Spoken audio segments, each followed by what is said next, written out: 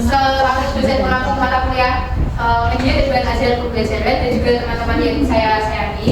Di sini kami akan mempresentasikan hasil kerja yaitu mengenai metode penentuan media pembelajaran berbasis IT. Saya Aprilia Faizah sebagai moderator kelompok ini, dan juga ada teman-teman saya, ada Nabila Dewi Saluna, Dwi Nur Anissa, Suara Dewi Kakak, Dwi Pusmita Sari, dan Muhammad Hussein. Mungkin ini dia ada daftar isinya ya teman-teman, ada 4. Yang pertama jenis metode media pembelajaran berbasis IT. Yang kedua kelebihan dan kekurangan dari jenis metode media pembelajaran berbasis IT. Yang ketiga kriteria pemilihan media pembelajaran berbasis IT yang tepat.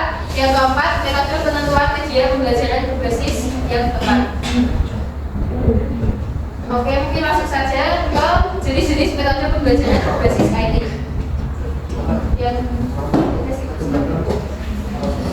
pertama ada jenis metode pembelajaran berbasis IT, yaitu ada 4 metode. Yang pertama metode e-learning, kedua metode blended learning, dan metode gamifikasi, ada metode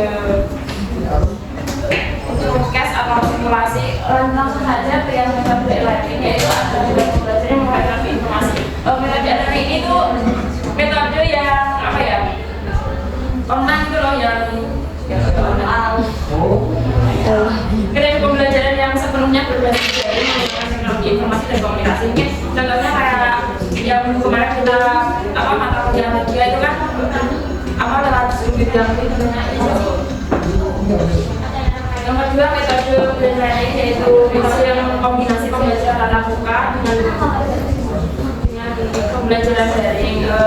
Pendekatan ini mungkin memungkinkan siswa bisa mendapatkan pengalaman langsung di kelas sekaligus mendapatkan manfaat yang maksimal dari pembelajaran daring. Contohnya mungkin pembelajaran yang hybrid itu kayak sama via yang kalau pelajaran mata kuliah ini kan seling ada yang offline ada yang offline. Selanjutnya yang ketiga ada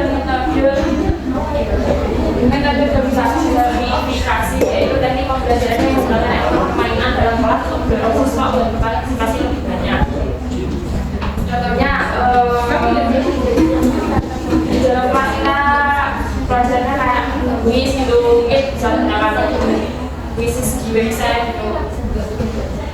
Yang keempat ada metode simulasi dan virtual reality, yaitu metode simulasi dan acara-acara pembelajaran yang inovatif yang memungkinkan siswa berinteraksi dengan lingkungan virtual dengan dunia nyata. Mungkin untuk metode simulasi ini biasa digunakan untuk video-video yang memiliki lingkungan yang berisiko, misalnya kayak jurusan mahasiswi kedokteran gitu ya. Kan dia misal praktek kerja gitu, jadi dia itu lebih dia paling dia lebih menggunakan metode simulasi itu loh yang banyak digunakan oleh mahasiswa yang berisiko tinggi ya. Kan apa sih aplikasi perangkat-perangkat VR untuk mempelajari prosedur gitu loh, tanpa kalau video contohnya itu bisa jadi sendiri, mungkin itu saja.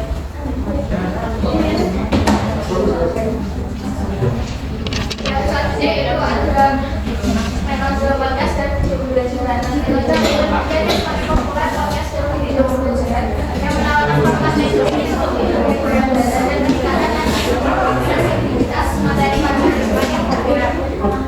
Podcast memungkinkan penggunaan aksesibilitas materi pembelajaran semakin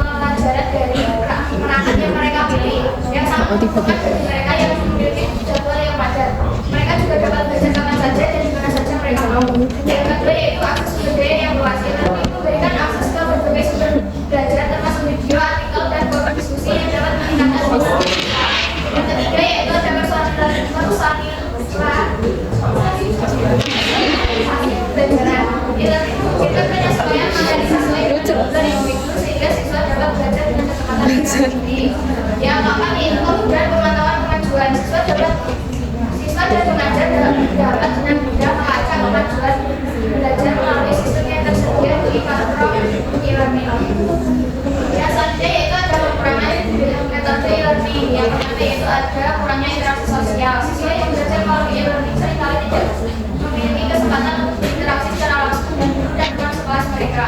Akibatnya pengalaman belajar yang berkaitan dengan dalam yang kedua yaitu ada akses yang tidak merata. Tidak semua siswa memiliki akses ke perangkat dan koneksi internet yang sama. Kesenjangan digital ini dapat menyebabkan ketidaksamaan dan pendidikan yang dapat menyebabkan siswa dari latar belakang yang kurang begitu tertinggal di kelas. Yang ketiga yaitu ketergantungan pada teknologi. Teknologi sangat dibutuhkan. Teknologi juga sangat beramas atau koneksi untuk proses pembelajaran. Yang keempat yaitu ada keterampilan teknologi yang diperlukan untuk menggunakan alat e-learning secara efektif. Siswa memiliki keterampilan teknologi yang memadai. Mereka tidak terbiasa dengan teknologi yang terakhir yaitu ada distraksi dan kelelahan digital. Lingkungan digital seringkali penuh dengan gangguan seperti media sosial dan penggunaan perangkat yang berlebihan dapat menyebabkan hal-hal yang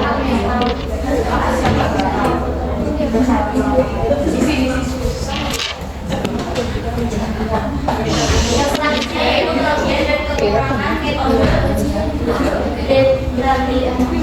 Yang pertama yaitu kelebihan pembelajaran lebih modern.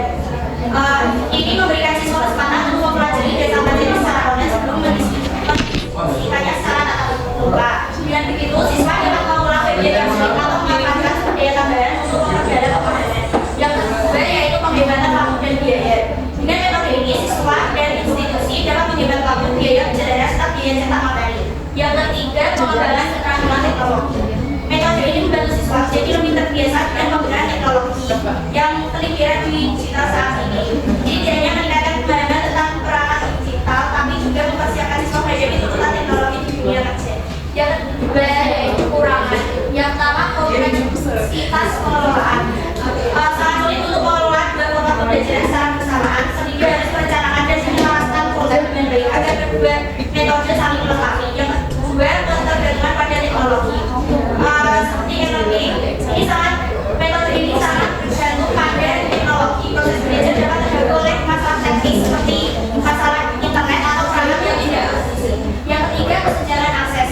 Tidak semua siswa punya akses yang sama ke teknologi. Kesenjangan ini dapat menimbulkan ketidaksamaan dalam kesempatan belajar. Yang keempat, keterampilan teknologi yang diperlukan. Untuk memanfaatkan platform online, siswa dan guru harus memiliki keterampilan teknologi yang memadai. Mereka yang baru mengenal teknologi dapat menghadapi tantangan. Yang kelima, keterbatasan interaksi sosial. Pembelajaran campuran untuk memiliki interaksi sosial yang lebih terbatas dibandingkan dengan pembelajaran tradisional yang sebelumnya tatap muka. Selanjutnya yaitu kelebihan dan kekurangan metode gamifikasi. Kelebihan yang pertama yaitu peningkatan motivasi dan keterlibatan. Melalui elemen permainan seperti poin, level, dan penghargaan, gamifikasi meningkatkan motivasi belajar siswa. Sistem penghargaan mendorong keterlibatan aktif dan pengalaman belajar yang menyenangkan. Yang kedua yaitu pengembangan keterampilan sosial dan kerjasama. Dalam pembelajaran ini, siswa seringkali didorong untuk bekerja sama, baik melalui kolaborasi dalam kelompok atau kompetisi antar individu. Yang ketiga, umpan balik atau umpan balik real time dan pembelajaran mandiri. Mereka dapat mengenali kelemahan dan segera perbaiki. Dengan demikian, siswa dapat lebih mandiri dan lebih sadar dalam memantau proses belajarnya sendiri. Kekurangannya yang pertama yaitu tidak semua konten mudah digamifikasi. Materi abstrak atau membutuhkan pemikiran mendalam mungkin sulit disederhanakan di dalam bentuk permainan tanpa mengurangi esensi dari konten pembelajaran tersebut. Yang kedua, risiko ketergantungan dan pemberdayaan ekstrim. Di metode ini cenderung fokus pada pemberdayaan seperti poin dan rencana yang dapat mengakibatkan siswa termotivasi hanya oleh media. Dan ini dapat menghambat motivasi intrinsik siswa untuk belajar karena mereka dapat saja hanya berfokus pada pemberdayaan daripada memahami materi. Yang ketiga yaitu menemukan infrastruktur teknologi yang memadai. Teknologi yang memadai, gamifikasi berbasis IT membutuhkan perangkat dan koneksi internet yang stabil. Di wilayah dengan keterbatasan akses teknologi, penerapan gamifikasi ini bisa menjadi tidak efektif atau malah melanggar kesenjangan akses pendidikan.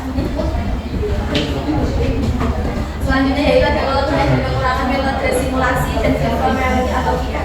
Yang pertama itu ada kelebihan menghadirkan pembelajaran dengan keterlibatan siswa. Kelebihan memungkinkan siswa untuk masuk ke dalam lingkungan virtual yang menyimulasikan situasi nyata dan memberikan pengalaman langsung yang dalam seperti dalam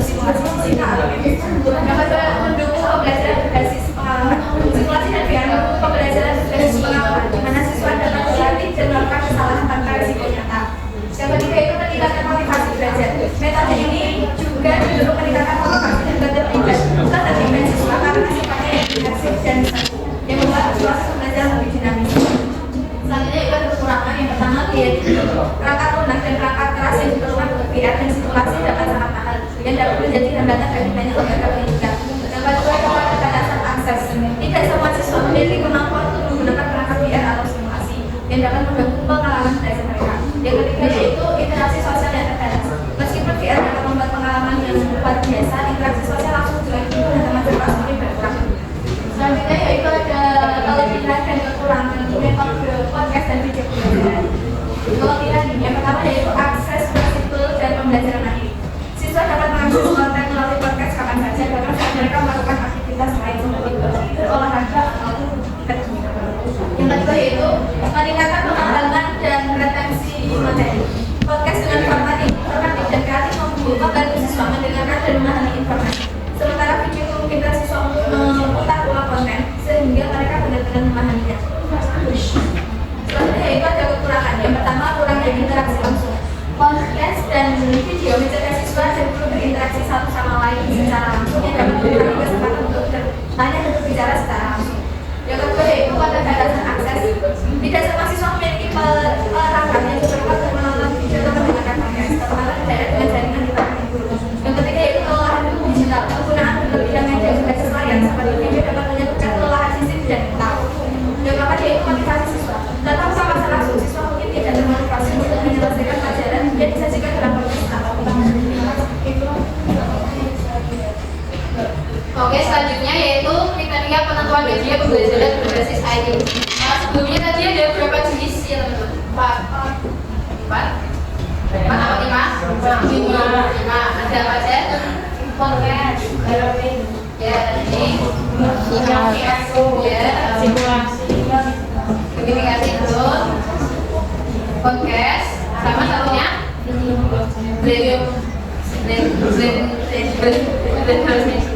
Oke, langsung saja. Ini kriteria yang pertama itu ada tujuan penggunaan. Jika tujuan pembelajaran mencakup pengembangan aspek kognitif atau pengetahuan, afektif sikap motorik keterampilan, maka media yang dipilih perlu mampu mencakup ketiga aspek tersebut. Guru dapat memilih media audiovisual ataupun visual itu tergantung pada kebutuhan materi yang akan disampaikan. Yang kedua itu ada sasaran pengguna media, termasuk karakteristik jumlah siswa, minat dan motivasi belajar mereka. Dengan mengetahui karakteristik pengguna, guru dapat memilih media IT yang relevan dan menarik. Yang ketiga itu ada karakteristik media. Guru perlu memahami karakteristik media yang digunakan.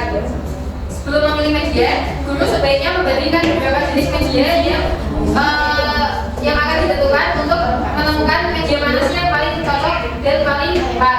Yang keempat yaitu waktu, termasuk waktu persiapan, kajian dan penyelesaiannya. Yang kelima itu ada biaya. Guru perlu mempertimbangkan anggaran yang tersedia agar penggunaan media IT tidak menjadi terlalu mahal. Ada punya media digital yang gratis ataupun biaya rendah yang dapat dimanfaatkan oleh guru tanpa mengurangi kualitas pembelajaran. Yang keenam itu ada ketersediaan dan akses media. Guru perlu memastikan media berbasis IT tersebut tersedia di lingkungan sekolah atau bisa diakses dengan mudah, baik melalui perangkat sekolah maupun perangkat siswa. Oke, selanjutnya ini ada metode penentuan media pembelajaran berbasis IT. Oke, ini adalah metode penentuan media pembelajaran berbasis IT. Metode penentuan media pembelajaran sendiri merupakan serangkaian langkah atau teknik yang digunakan untuk memilih media yang paling sesuai untuk mengajar. Menurut Anca di bukunya, metode pemilihan media pembelajaran secara umum itu ada tiga, ada flowchart, ada matrix, ada checklist. Yang pertama flowchart atau diagram alir. Flowchart atau diagram alir adalah model pemilihan media yang berbentuk alur proses visual yang menggambarkan langkah-langkah yang harus diikuti dalam memilih media pembelajaran. Keuntungan flowchart adalah memungkinkan guru membuat keputusan secara terstruktur langkah demi langkah sehingga prosesnya menjadi lebih mudah dipahami dan sistematis. Kemudian yang kedua ada matrix. Matrix merupakan model yang memungkinkan guru untuk membandingkan berbagai media berdasarkan sejumlah kriteria yang ditentukan. Biasanya matriks ini disusun dalam bentuk tabel. Ya, dalam matriks ini guru dapat memberikan skor atau tanda pada setiap sel menunjukkan seberapa baik suatu media untuk memenuhi kriteria yang digunakan. Yang berikutnya adalah checklist atau daftar periksa. Checklist ini merupakan bentuk sederhana dari matriks di mana di matriks itu kan kolom-kolom. Sedangkan checklist itu kita tinggal pilih dia atau tidak dari kriteria yang ada tadi. Mungkin sekian yang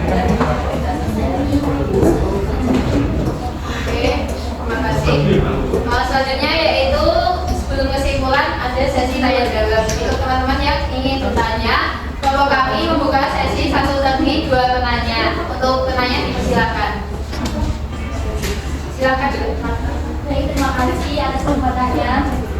Saya ingin bertanya mengapa penggunaan media pembelajaran berbasis teknologi atau IT itu dianggap efektif dalam meningkatkan hasil belajar siswa. Coba ulangi, Mbak. Tolong Mbak. Mengapa penggunaan media pembelajaran berbasis IT dianggap lebih efektif dalam meningkatkan hasil belajar siswa? Oke, terima kasih. Terima kasih atas pertanyaannya. Kami akan tampilkan dulu tentunya. Baik, terima kasih untuk kesempatannya. Pertanyaan tadi kan sudah dijelaskan tentang kelebihan dan kekurangan metode e-learning. Nah, di bagian kekurangan metode e-learning yang nomor 2 itu kan ada akses yang tidak merata ya, seperti dari internet yang daerah yang sudah terjangkau. Nah, kira-kira menurut kelompok kalian itu bagaimana sih cara mengatasi hal ini? Cara mengatasi akses yang tidak merata ya. Oke, terima kasih. Terima kasih atas pertanyaannya. Izinkan kelompok kami diskusi terlebih dahulu ya teman-teman. Oke, izinkan kelompok kami menjawab pertanyaan dari teman-teman tadi. Yang pertama itu ada pertanyaan dari Mbak Marta yang akan dijawab oleh Mbak Marta. Jadi penggunaan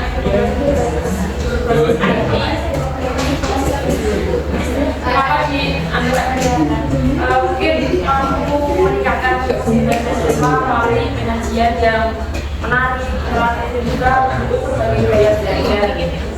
Selain itu evaluasi otomatis dan juga integrasi multimedia dalam IT juga membantu siswa untuk memahami materi lebih cepat dan mendalam sehingga hasil belajar itu bisa meningkat. Oke, terima kasih Mbak Marta. Sudah puas ya? Selanjutnya ada pertanyaan dari Mbak Siti yang akan dijawab oleh Mas Hussein. Pertanyaan tadi apa? Tentang pemerataan teknologi di pendidikan.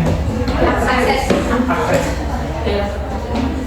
Cara yang, kalau menurut kami, cara yang bisa digunakan itu dengan memprioritaskan daerah-daerah yang memang sekiranya membutuhkan fasilitas-fasilitas teknologi tersebut. Kayak misal di daerah-daerah luar atau perbatasan gitu kan biasanya akses ke internet masih susah gitu kan.